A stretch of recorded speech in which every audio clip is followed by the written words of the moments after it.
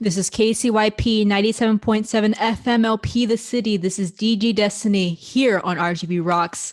KCYP 97.7 FMLP The City is a nonprofit organization that promotes local artists such as myself and is the home of indie music. We are now accepting donations through our website, www.thecity977.com, and as well as sponsorships to keep this radio station thriving. For more information on paying donations, sponsorships, or business advertisement, feel free to contact Joe Martinez at 956-789-0702 or by email at martinezjoe@hotmail.com. I will also be leaving the donation links in the description below, so please be sure to check those out.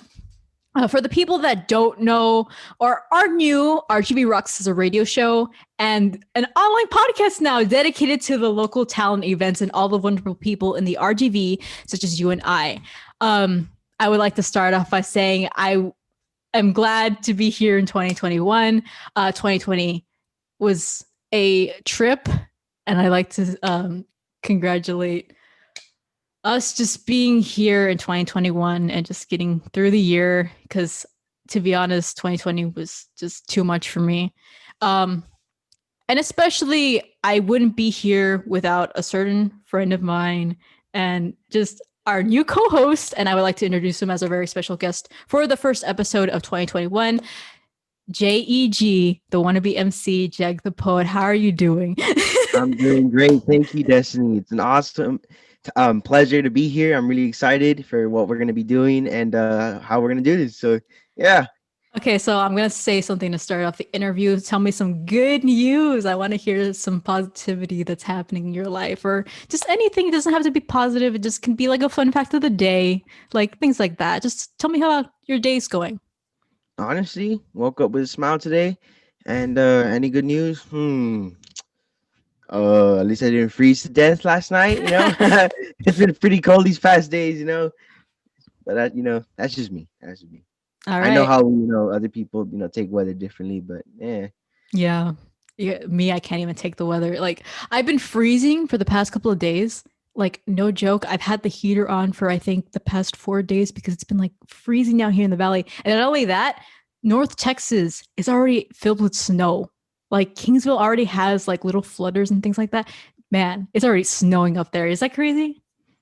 It's a whole winter wonderland up there. Yeah. To all those listening to KCYP 97.7 FMLP The City, tell me something that's positive.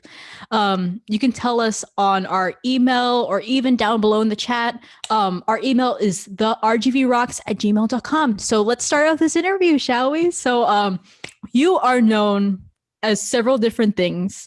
I want you to give me a brief description about what you do. I know you're like a rapper, you're also an aspiring filmmaker, and you host a company. So let's talk about that. So how would you describe yourself? And for those who don't know who you are. I'm a Swiss Army knife of many things.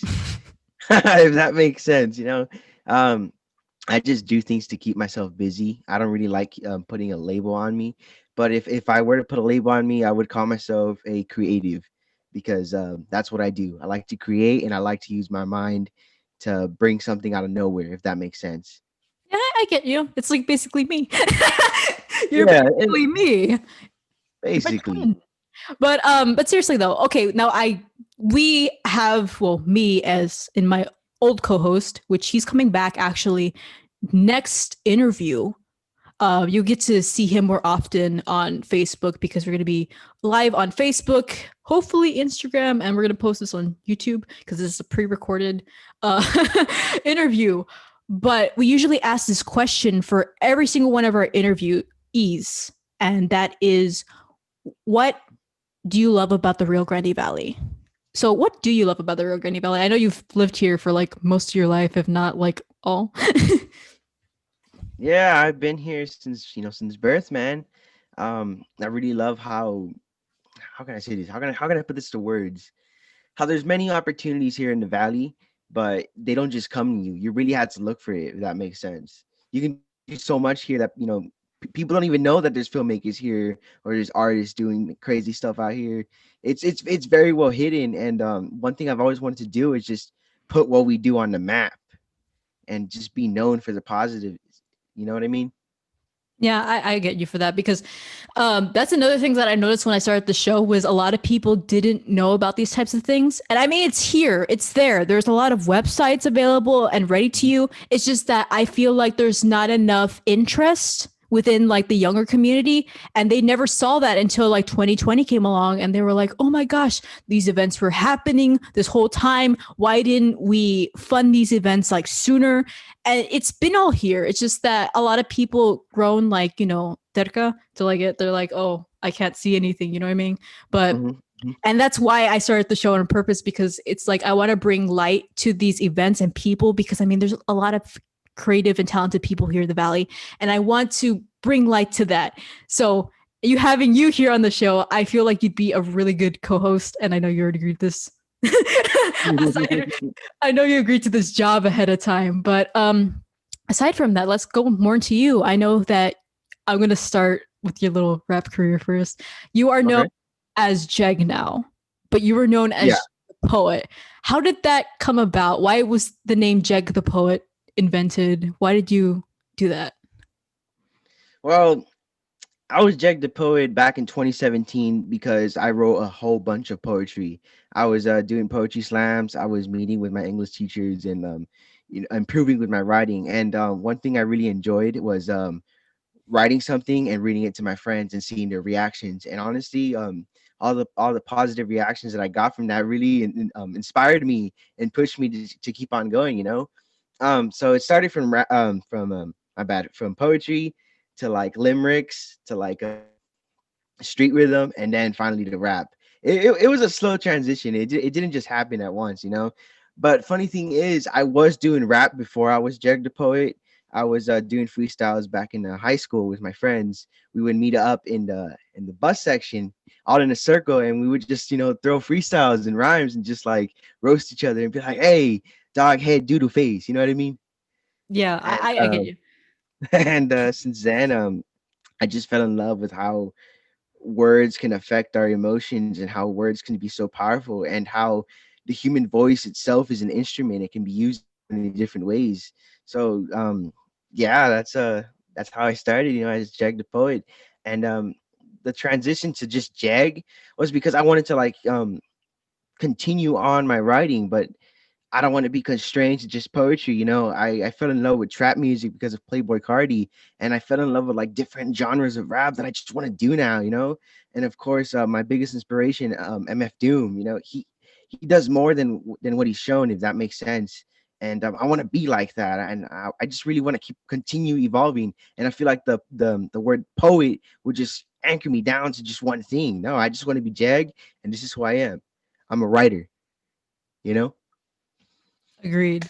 So, with that being said, what inspired you to write your first EP or like your first couple of singles here and there? Because I know you released a couple of singles and then you released your first EP. How did that all come about? And then releasing more EPs from the future? Wow. Okay. The first track I ever wrote was one of these. Was a song I wrote back in my senior year. See, you've heard all these songs, right? So you probably know what they mean. Number one Uh, fan. yeah. Back in the day, my writing really reflected on what I was going through at the time. I was in a real dark place, and writing was my therapy. Whenever I felt sad, I wrote. Whenever I felt angry or frustrated or whatever with life, or with whatever challenges I was going through, writing really helped me, you know, let it all out and throw it away. So with the song One of These, I was basically asking, I guess, the universe and the power of hip hop itself, what can I do to better myself and what can I be happy, because I'm sick and tired of being sad. So honestly, poetry and rap really pushed me to be a better person, to be who I am today. So but before that, honestly, the first track I ever released was Toes. And I grew up wanting to be a comedian. And if you look back at my portfolio and all the previous things I've done, it's always been comedy. I love comedy. I even put in little jokes here and there in my projects and in my upcoming, new singles and whatnot, because I just love having a good laugh. So what really pushed me as a writer back in the day was just to be a better person and just to keep a smile on my face. Now moving on to the EP, the EP itself, I see it as a coming of age story. I was in a real dark place, but then I wrote myself out of it. I became who I am today, because before the EP, I was so like damn, like this is just hobby, like screw this, I'm gonna just release whatever and just have fun, have fun with it. But then I noticed, people actually listening to what I was saying and sort of relating with what I was feeling. So then I'm all like, you know what, like let me see where I can take this. So with the EP, I was really able to like open who I was and just have fun with it at the same time. And it's pretty that, some of my friends and just people I haven't talked to in a while really enjoyed it for what it was. And yeah, That's and I great. know you're a big fan of it too, which really pushes me to be better. I'm here for it. Yeah. So another thing is, I know that you wanted to do more in the future. Hmm. What are upcoming projects, if not um, projects that you've done recently? Would you like to tell the audience about that? Yeah, for sure. Well, recently you and I and my friend Andre, also known as Odd X, um, took 20 days to write and produce the single called Just in Time, for a project that we had in that we called 20-day race. It was supposed to be an EP, but like things don't really go our way, but that's okay because it's I really wanted to do this to see to leave something behind in 2020, if that makes sense, because the year was a mess and it hurt a lot of us. So I really wanted to leave something positive behind that I can look back later on in the future and be like, hey, you know what, the year wasn't that bad after all. So honestly, I feel like the song Just in Time as well. We finished it just in time and we were able to like survive that whole year, and here we are in 2021. We're just in time for something greater. We're just in time for something better. Anything else that I'm doing? I'm planning on just, not I don't want to call these singles, but I'm just planning on releasing raps every week, just for the heck of it. It's nothing serious. The more serious stuff I'm gonna be doing is with my buddy Odd X. Me and him, we're gonna be working a lot together. I'm really excited to see him grow as an artist. He's an awesome producer and an amazing musician, and I can't wait for all of y'all to hear what we're gonna do, and of course what he's doing. His music is amazing. So a quick shout out to Odd X and Andre, homie, you know what I mean? So yeah. Just a quick question. Do you have a favorite out of all the tracks you've done, or even like a favorite EP of yours? My favorite track honestly is Rap Flow. I Oh, love that really? track so much. Yeah. Would you It's like to do a little verse for us? it's explicit. I can't do that. Okay, fine. What else have you done? Okay. Like rap wise or what? Yes. Okay, well, after the EP, I decided to release like two mini projects that are remix of the singles that I've done before the EP, because my first songs and the EP itself, they were recorded on a broken iPhone 7, and with a broken headset. I kid you not, it was a red headset that I had held together by a green bandana. And it was the headset that I used to game. So like when my friends and I were gaming, they'd be like, "Hey, how come you kind of sound trashy?" And it was the broken headset that I was using. So that combined with the broken iPhone, I was able to record and rap. You don't really need any fancy equipment to do it with my bad. Let me trace that. You don't need any fancy equipment to do what you want to do. As long as you have the motivation and of course the energy to do something, then just go for it. I started filmmaking when I was 12 years old on an iPad. So for me to start rapping on the phone, that just shows that I can, I can make something out of nothing. And I know a lot of people out there, they want to step into the rap game or to be a filmmaker, but all they have is their phone. That's fine. Just go for it, honestly. Like, what's stopping you? There's nothing stopping you. Just record something, make it, and just release it. Who cares if it's bad or not? There's someone out there that's gonna enjoy it, honestly. Now you've mentioned you were doing rap back in high school. Did any of your teachers know about Jack the Poet back then? Oh no, I kept that very much to myself. I didn't want to be seen as like, a loser or whatnot. I don't know. That's just me. I was very insecure of my rapping, but I wasn't insecure of my poetry. But I do know that some of my teachers know that I rap now because where my sister goes in her elementary school, those teachers that I had were still there. So like I see them once in a while and I tell them what's up, and yeah, it's pretty cool though. So how did you get your sister to be a part of some of your raps? Ah, she fell in love with what I do. Honestly, she loves it so much. To this day, she goes to my room or we're eating dinner or whatever, and she starts going, "Ayo, hey," and she just starts rapping or like her version of rap, and I think it's amazing. I think it's so cute, and it's just crazy how like what you can do can inspire others, and I love that I'm able to like inspire my sister to be something and be a somebody. Honestly, like even before rap, when she was growing up, she would always say, "Oh, I want to be a director like you. Oh, I want to be in color like you." Blah blah Aw, blah blah. that's so And cute. everything I do, she looks up to me. So that's why I always try to put my 100% in everything I do. It's not just for me; it's for her as well. Did she invent the name Jeggy by any chance? Yeah. Oh, that's so cute. Now, I know that you have you performed at venues before, or now I think about it, because is Cena the only venue you've performed as Jag the Poet? Yeah, and I did it because I saw an opportunity and I took it. So tell me, Yeah, how did that go about? Because we were that was all Krowsington, what was happening there for Save Cena. If you guys don't know, this guy decided it'd be a great idea to do a live stream to help Cine El Rey, and I'm going to be talking about that in a bit. But you had the opportunity to go up there and just perform some of your raps. Did somebody tell you to do it, or was that all your own? and it was just me. I just decided to do it because, um, like you mentioned, Krowsington, which is my studio, we put together the live streams for Cena. And we had just finished the last one, and my buddies there, the crew members, they're like, "Hey, Jag, just do it, come on." And I'm like, you know what, fine. I said I was gonna do it. I might as well do it. So I decided to get on stage, throw a little bar, and I had fun. Honestly, it's something I've never done ever in my life. I've never rapped on stage. I never performed live. I've never done anything like that, and I had so much fun, and I can't wait to do it again. Um, Going on to that, actually, so when you write your raps, is it all you? Do you write every single rap, or do you have like a ghostwriter? How does that work? I am the ghostwriter. Okay, I write everything that you hear, every lyric, every word, every syllable. That is all me. I write daily. I sometimes I don't sleep because my insomnia strikes, and boom, I'm writing.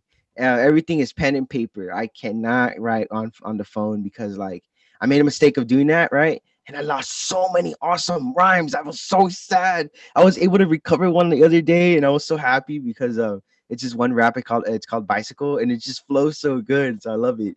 Um, it was missing since July, so the fact that I got it like now, I was so happy. But if you're a writer, stick to pen and paper, man. Straight up, finalize everything on the computer later. Pen is the way to go. Pen and paper isn't gonna delete or get corrupted. So yeah, I write all my words. What has been like the biggest challenge you've ever faced, just writing or even rapping? What's the biggest challenge I've ever faced?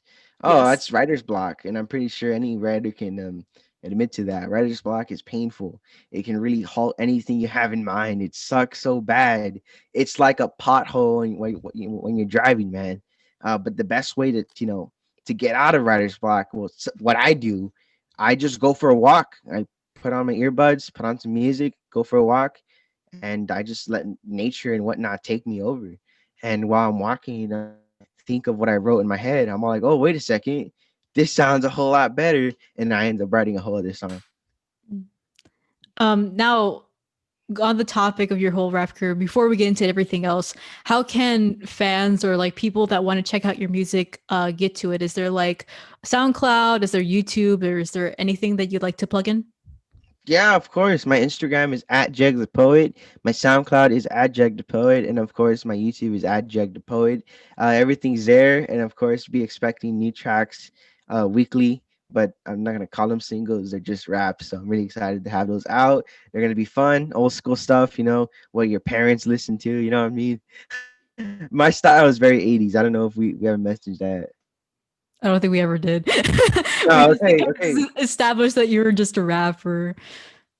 Yeah, but I might as well mention my style. It's not for everyone, honestly. It's not trap. It's not like hardcore, like. It's more like a, hey, just Yeah. upbeat, fun rap. I don't know. The best way to describe it is like 80s, 90s. But you know what? Maybe not describe it at all. It's just me. I'm Jeg. Blah. Now you're an aspiring filmmaker. How did that go about? What was your interest in directing or even like creating movies or films or doing things like that? I grew up watching these every single day. Sometimes even the same ones on VHS. They would go bad because I'm always rewinding and seeing the same parts and whatnot. I grew up watching movies, TV and movies. That was my whole life. I had really bad allergies growing up, so I wasn't really outside, allowed to go outside and whatnot. Because if I stepped on the grass, my pollen, oh, I'm sick. Oh no, hospital boy. Oh no, his lungs. Blah blah blah. You know what I mean?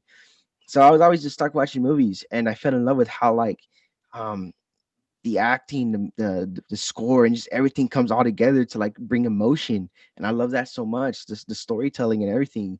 It's to me, man, it's just so moving. Thinking of filmmaking really takes me back as a kid when I was like 12 years old, learning what it takes to make a movie.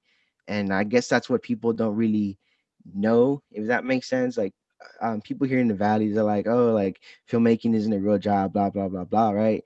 But they're over here watching, Orange is the New Black and whatnot. And I don't know. I'm going to random tangents here. Can you ask me something? Yes, actually going about that. So how going into filmmaking, I'm gonna bring up an old YouTube channel that you know by the name of Dank Pro. How did that go Oh about? no. Oh, And what was your involvement with that? Were you oh just an my actor goodness. or were you part of like the OG group that had the idea of making Dank Pro? Like why and how did that come about? Oh my goodness. I you did not say you were gonna ask it. Mention this at all. You never said you were gonna bring up Dank Pro. Oh my goodness. Okay. I might as well cat's out of the bag, right? Back in high school, it was sophomore year. Every project we did in class was a video. But it wasn't just like any cringe old video that like the students would did. I hated that. I couldn't watch those any longer, man. They were so boring and annoying. Like, man, you can tell these students weren't meant to be actors. They're just so bad. So like I wanted to be the one that stood out and be funny.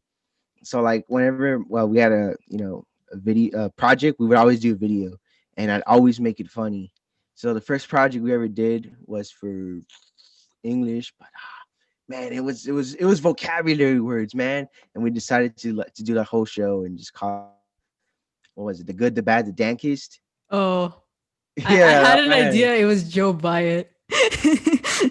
No. Joe Biden comes later, believe it or not. We did Oh, two. really? Yeah, we did two videos before Joe Biden even came to existence. If you guys don't know what I'm talking about, it's like one of the characters within Dank Pro. I was gonna get to that about the whole realm universe and whatnot. I love. So yeah, we did two videos, and then it was February or late January. We did this project where we took out two words out of a hat and make a commercial of what we got. Right, it was a commercial project. So my friends were talking about like, oh, let's do a Star Wars parody. Oh, let's do this. Oh, let's do that. But in the back of my head, for some reason, the words Joe Byatt just popped up. I kid you not, true story. Joe Byatt. And then man, we had like 2 weeks to complete the project, but we didn't do anything. Honestly, we would talk about it. We would talk about when we are gonna film, but we didn't do anything. So literally, the Sunday, the day, yeah, the sun. Man, I It's can't okay. It's word it okay. right. You're gonna edit this, right? No. Oh my goodness. Okay. Okay, the Sunday before the Monday, the project was due. Man, that sounds bad. I was trying to word that correctly.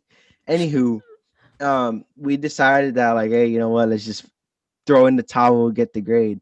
But I'm all like, you know what, guys, give me a bit. So I found an old green polo. I put on a tie that I had from a quinceañera I went like months ago.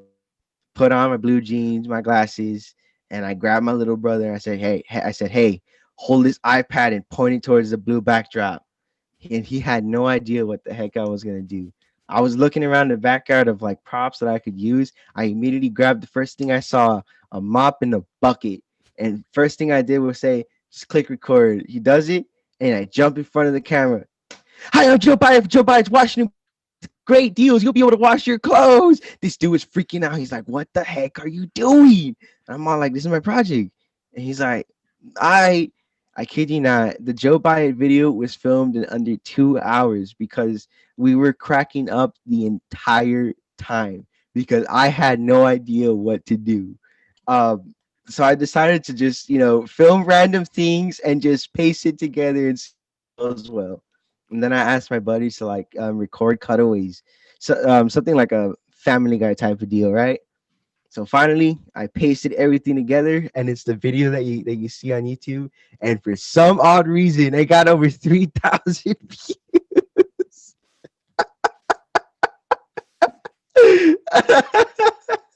And then I find out that my teacher, and then he starts showing the other English teachers. And then for the past couple of years, they've been using my video as an example for the commercial videos. So yeah, it's crazy. And ever since then, Dank Pro was born.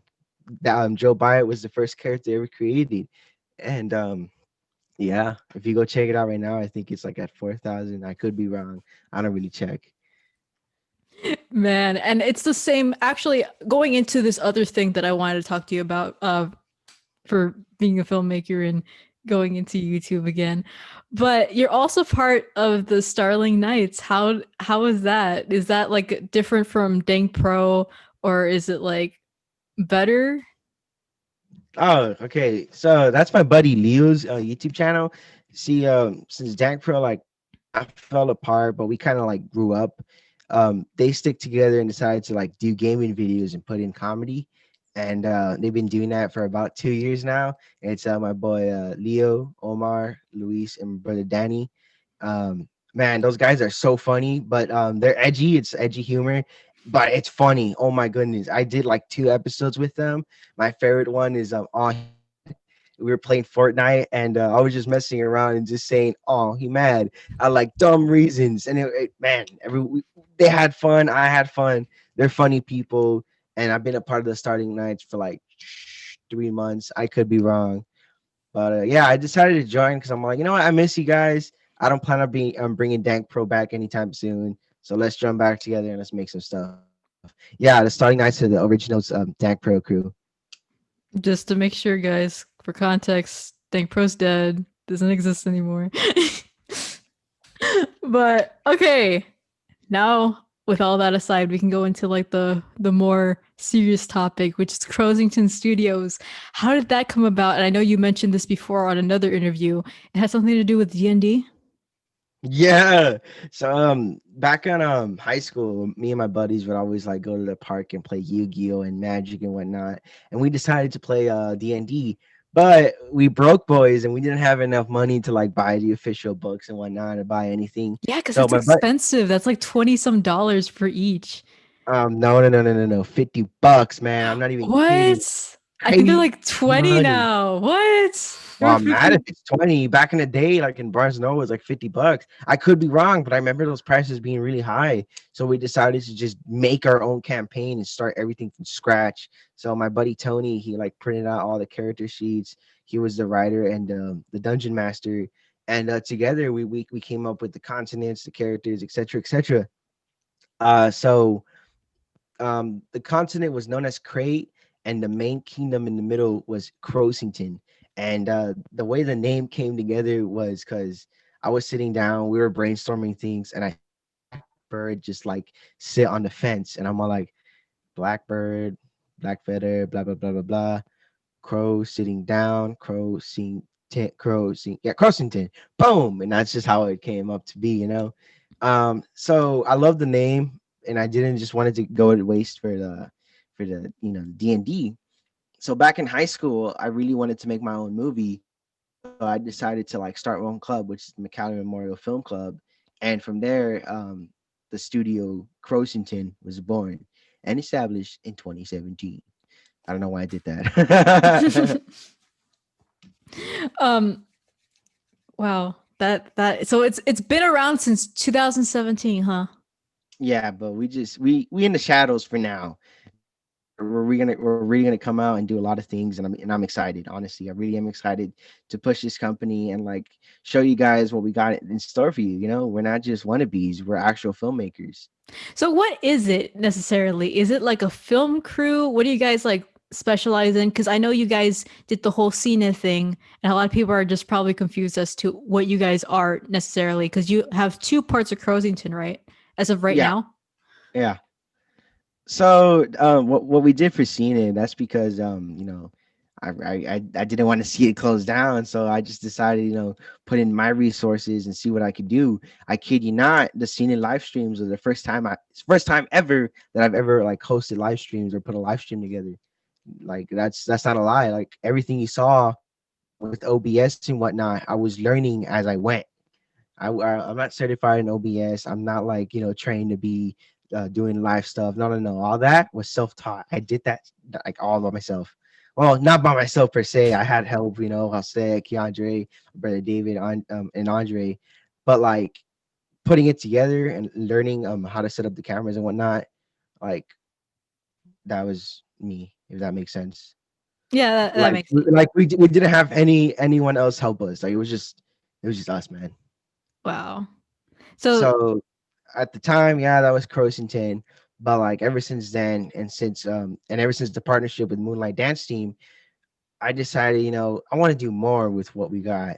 So like you mentioned, Krowsington split in two. We got Black Feather Entertainment, which like deals with stuff like that, the live streams, anything music and whatnot related, right? But Krowsington, I wanted to just be movies and TV. I wanted to be the next Warner Bros. You know what I mean? The next A24, the next big thing, the next independent film studio. That's what Krowsington is. Black Feather, that's an entertainment studio. We'll do videos and photography and all that other stuff. You see where I'm going with this now? yeah, I get where you're going with this now. Awesome. I'm not really good at explaining things. Yeah. I don't worry. I've been there. I've been there where I do interviews before and I have no idea what I'm even saying anymore. And then my co-host has to correct me. He's like, "Oh, you mean this?" And I'm like, "How'd you know?" Yeah, it's literally me right now. um, Going on about Cine El Rey. So this idea just popped into your mind one day. What made you want to do the live streams in the first place? Was it just a random idea that you had at like the spread of the time, or what happened? Yeah, exactly what you said. Literally what happened. I was scrolling through Facebook, saw that that financial trouble. I had recently done podcasts before, the Kristen podcast, so I knew how to use OBS. So I decided, hey, you know what? Let me use what I just learned and the resources I got, and just put on a live stream. It was just bada bing, bada boom. But it wasn't just me. To get in touch with Cine El Rey, I had to like go with Majesty from Moonlight, and then from her I got in touch with K Universe, which is the K-pop community here in the Valley, and then I got in touch with Cine El Rey. It wasn't just me reaching out like just like towards them. Nah, it took a little process. And were you like ever scared at like the whole idea, like, oh, maybe this is not gonna work, or Now it's just like, let's do it. And it was a risk, and on every part, on mine and on Cena's, but like we all had the passion and the motivation to do it, so we just decided just to do it. and a lot of people, you got a lot of coverage from it too. How did you feel being interviewed by other people about it? Oh man, it was a surreal experience because like, I didn't expect that attention, if that makes sense. I I don't know. I don't know how to put that in words, but I really was excited and just real pumped to like get those live streams up and going, and for the world to see, hey, venues are important, and without venues, your favorite artist wouldn't even be here. Exactly. That's our main point. That's our main Yeah. point. Uh, Going back to the whole live stream situation, you mentioned there was a lot of technical difficulties. How did you deal with that? Were you under a lot of stress? What's how did you overcome those? You ever play Guitar Hero? Yes. And like you ever play it on like the highest difficulty? Yes. And sometimes you get those notes, but sometimes you miss the majority of them. Yep. But like you don't just stop, you just keep on going to see how far you can go. Yeah, that's exactly how I felt. Wow. Like I said, I was learning as I go, and literally we planned the whole thing in like under a month. If I would have had more time and whatnot, it would have been better. But I decided, hey, let's see what we can do. Let's just do it. Let's just push for it, do it, and get it out there because we're running out of time. And I didn't want Cena to wait. I really wanted to do something immediately, you know. So yeah, the technical difficulties, they were potholes, but we still did the show, you know. For the first night, we had someone, well, we had you hold one of our phones and have, you know, the artists, and the other times we recorded it. But yeah, man, even the recordings came out so bad. I was so embarrassed. But like um, the actual live streams came out pretty good. But then copyright struck some of the things down and whatnot. Yeah, it was a pain in the butt, but we still got it done. And to me, it really wasn't a full success. I'm actually low key embarrassed by it, but I'm also real proud of what we did. I'm real proud of the team, and but I know for a fact we can do so much better, and we can have it more professional, and get it going more smoothly. But with what we did in under a month, honestly, it was pretty good. And talking about events or projects going in for Crowsington, are there any future projects or events that you're working on right now or thinking about working on later in the future? I can't say much because I'll get in trouble. And like everything that we're doing is real low key. We don't like, I don't like just showing it out there because if I say something and then we do something else and we don't really fulfill our promises, I don't want to seem like a liar. Or I just really want to like keep it low key, do announcements, and then boom, here's what we do. You know what I mean? All right. But I will say one thing. I will say one thing. Expect something on Facebook. That's it. All right. So would you also like to plug in those things as well? Yeah, on Instagram we're at Krowsington, and on Facebook we're at Krowsington Studios.